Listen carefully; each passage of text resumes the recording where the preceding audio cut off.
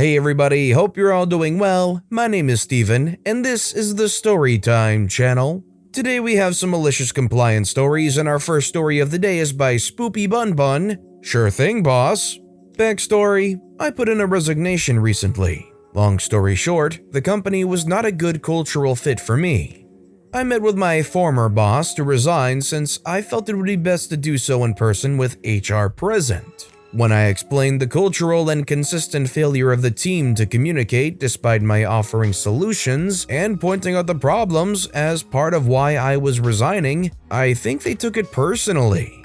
They immediately accused me of blindsiding them despite my giving 3 weeks notice and immediately began attacking me for never coming to them for a sit-down meeting.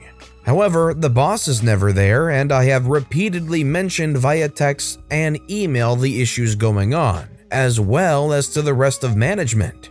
There was also an issue with managers repeatedly asking me to perform tasks that I had never been trained for, which could result in someone getting hurt and violates local laws. I would always go find the next trained person, and I think they viewed that as me being lazy, despite asking for training for months. I don't know how they interpreted that as feeling unsafe and uncomfortable, but that is the phrase they used. They kept saying, "I accept your resignation, but if you feel so unsafe, I don't see why you need to come back for 3 weeks." Throughout the whole meeting, I felt like I was being blamed and attacked for things totally beyond my control. It was like I had a target on my back from day one, and it was all coming out now. Malicious compliance time. There are a couple programs I run.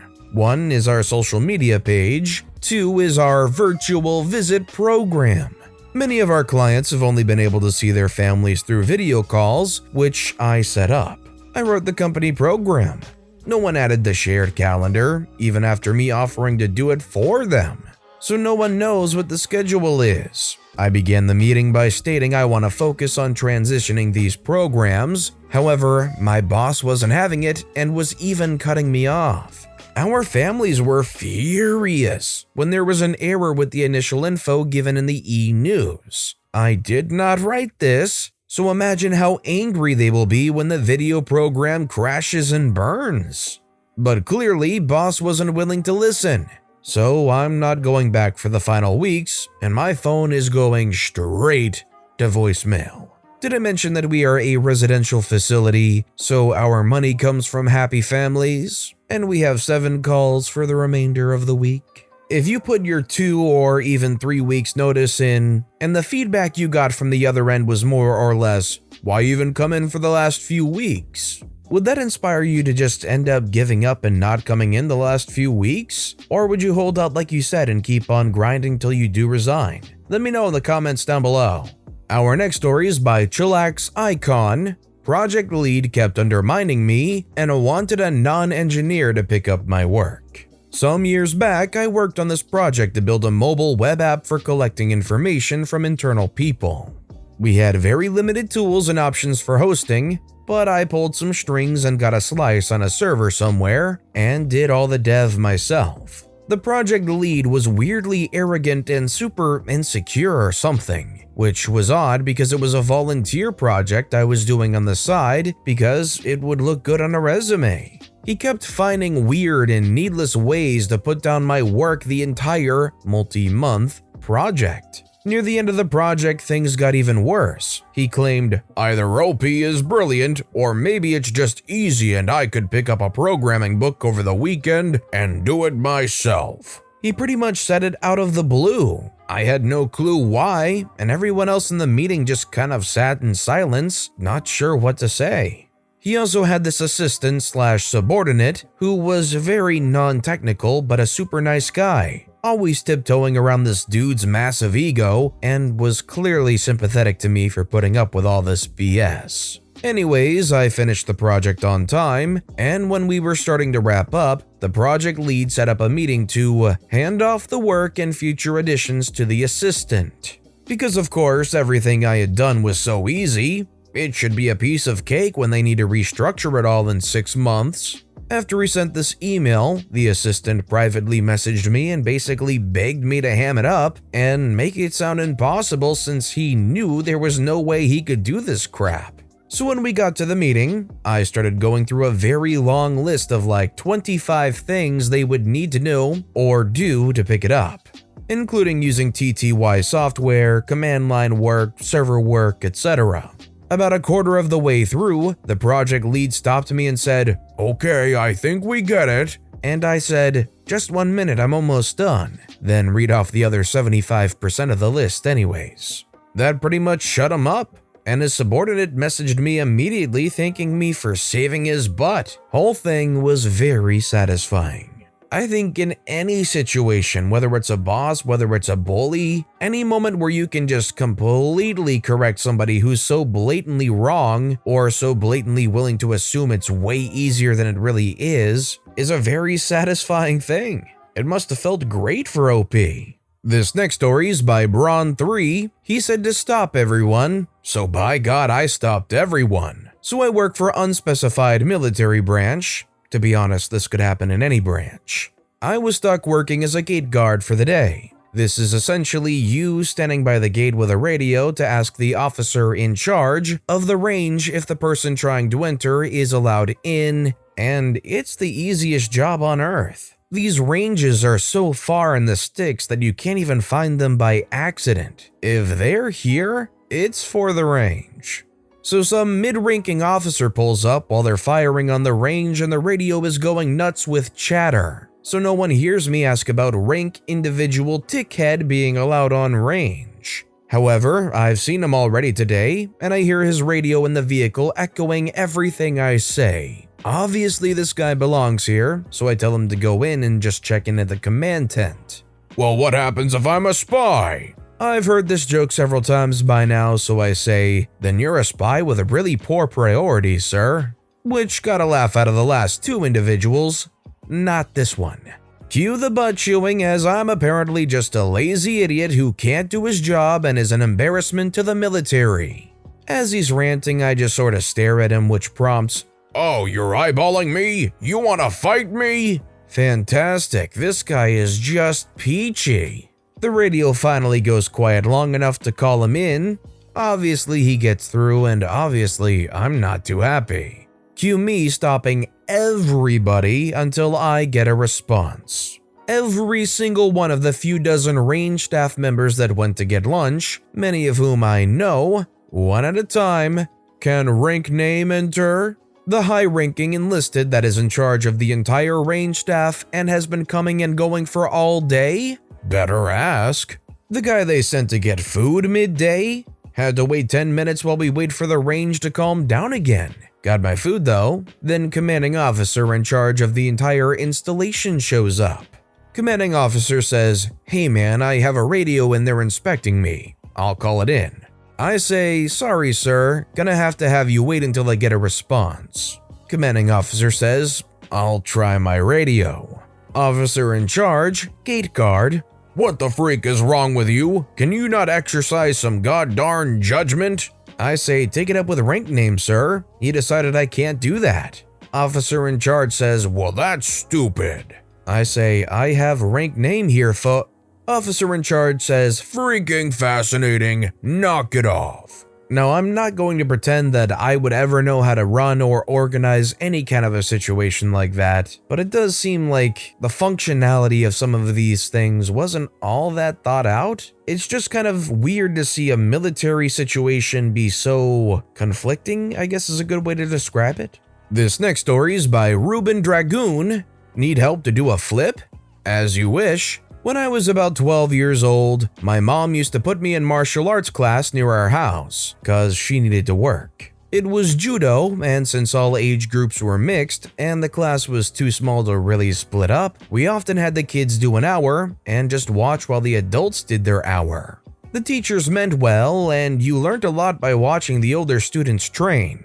Anyways, we had two teachers, the master and his highest ranking apprentice. Master had a son, Michael, who attended all lessons since he needed to babysit him anyway. He was about 2 years older than me. One day, my mom called me to tell me that she can't get me at the usual time. and I should stay an hour longer. This happened frequently, so no biggie. Michael and I were the only kids today, so we grew bored quickly. To shut us up, Master put a soft big mattress in a corner of the gym and told us to just slide it around or jump on it or something. You know the ones about half a meter thick, really soft and bouncy. We complied and hopped around for a while. Out of boredom, I started doing rolls and flips because why not? Michael was apparently not a fan of that, and try as he might, he just couldn't do a flip. After some sulking, he got really angry at me, told me to stop flipping around and showing off. Since he's the teacher's son, of course I stopped. He jumped and fussed, but he just couldn't get the height to completely flip, always landing on his back. After many failed attempts, Michael got a bright idea. Why not flip from the side of the mattress onto the floor? It was about 50 centimeters from the ground. That should work, right? But he hesitated. Kind of high for a jump onto floorboards, huh? Then he ordered me to help him. How, you ask? Well, I should hold his hand, so he has something to hold on to when he falls. I said that will never work because his hand won't rotate. He'll rotate it, he says. You'll hurt yourself, I say. 14-year-old brain does not compute, and he threatened to tell his dad I hit him if I don't do it. Can't argue with that, so I gripped his hand tightly, sitting on my knees on the mattress. He was standing at the edge of the mattress, gathering all his strength for one mighty jump. And jump he did. To his credit, he actually did a front flip and landed on his feet. He couldn't savor his victory though, because while he did a front flip, his tightly gripped arm unfortunately did not. And that is the story on how I dislocated my judo teacher's son's shoulder. His dad was livid, but apparently believed me when I told him it was Michael's idea. His son was crying and screaming, but fell on deaf ears with Master. Either as punishment or because he didn't want to risk calling an ambulance and getting in trouble, he just freaking relocated his son's shoulder right then and there. That crunch when the sockets realigned still haunts my nightmares. Fortunately, the other teacher convinced Master to still call an ambulance. Thank God. Never seen Michael again since I quit that martial arts class because of unrelated reasons. But I imagine him being a front flip master by now, without the need for hand-holding. Yeah, I definitely don't think it takes a genius to realize if you're going to try and flip and you want somebody to hold your hand, that's not going to work out because you're going to go in a circle and that hold on your hand is just blatantly not. And our final story of the day is by Nemozine23, Shipping Without Being Handled. Sure. This is a story from close to 20 years ago, but it stuck with me from how bizarre it was at the time. In the early 2000s, I worked in a very small company, 3 employees including the owner, that operated entirely online. We created custom graphic items for personal and professional use based on designs provided to us by the customer, similar to laser-cut stickers. Most of our orders were submitted online through a website, but we also took orders over the phone. We often had crafters who would order from us who would incorporate our product into their crafts to then be sold at craft fairs or in craft shops. For example, they'd buy sheets of the alphabet in different fonts to customize plaques and the like. This story involves one such customer who placed her order over the phone. This was 20 years ago, so I've paraphrased the conversation for the most part since I can't remember specifics, but it was pretty close. I was the customer service associate, so I took all the orders. I picked up the phone with my usual cheery, "Thank you for calling company, this is OP, how may I help you?"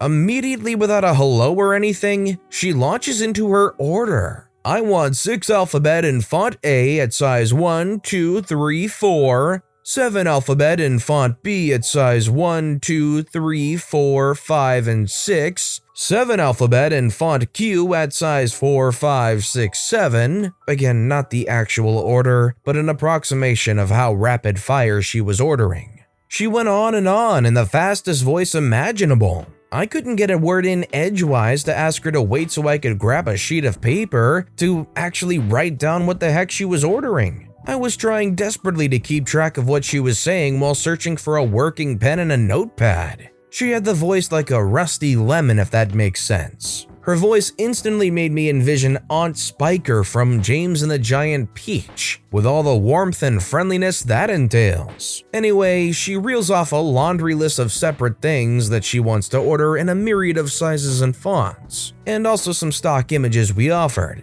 It was going to be a pricey order. When she finally stopped talking, the only way I knew she was done ordering, I read everything back to her, updating the earlier stuff in the order that I hadn't been able to catch up on because of my desperate search for a pen. As I'm reading it back, I'm typing the order into our financial software to get a grand total for her. Okay, ma'am, that comes to $100 plus shipping and handling, which is $30. Yeah, shipping's expensive. I don't want to pay for that. I'm sorry? I don't want to pay for handling. This was new to me. I had people argue about paying for shipping in the past, but never explicitly argue about paying for the handling. I'm sorry, ma'am, we can't ship you the items without handling them. I don't want to pay for handling. Shipping's fine, but not handling. Sorry, ma'am, I don't know what to tell you. We can't ship an item without handling it. She argued with me about this for 5 minutes before I finally said, "Let me see what I can do, ma'am. May I put you on hold?" My boss was not in and the only other person in the office was at lunch, so I just made the executive decision to do what she wanted. I took a moment to get my thoughts in order, then got back on the phone. "Okay, ma'am, we'll only charge the shipping and waive the handling costs." She sounded as happy as a rusty lemon can sound. I told her I'd email her the invoice along with the proofs of her order for her to approve before we actually cut the material, then hung up. I put together the digital proofs for her order and her invoice. We charged a flat shipping and handling rate for orders based on the total cost of the order, and I couldn't change it to take off the amount for handling. It was what it was. So on the invoice, I manually removed "and handling" from the line item that read "shipping and handling" and just left "shipping $30." Then I created an additional row that read "handling $0." I attached it all to an email and sent it to the customer, and half expected her to call me back and complain that the shipping cost alone came to as much as the shipping and handling combined, and that she wanted to cancel the order and I was a terrible person, blah blah blah.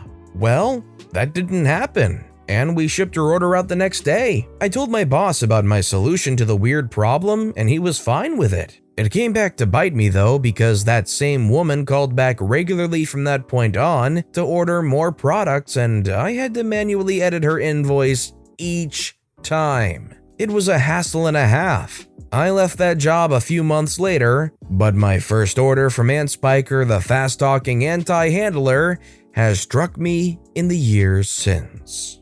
Some people are just a little slow and they don't want to feel like they're getting scammed. There's not really any great harm in what OP's doing here. Either way, they were going to have to pay the full fee. Telling them whether or not it's going to handling, that's really just kind of besides the point. But with that being said, that's all the time we have for today. So if you have a favorite story of the day, let me know which story and why in the comments down below. But besides that, if you enjoyed the video, please consider giving it a like. And if you haven't, subscribe and turn notifications on so you'll never miss an upcoming video. No matter what you do, whether it's just viewing the video, liking, subscribing, turning notifications on, I appreciate the heck out of it. Every little thing that you do helps the channel grow that much more, and I can't thank you enough for it. So until next time, I hope you all have a wonderful day, and I'll be right here next time on the Storytime channel.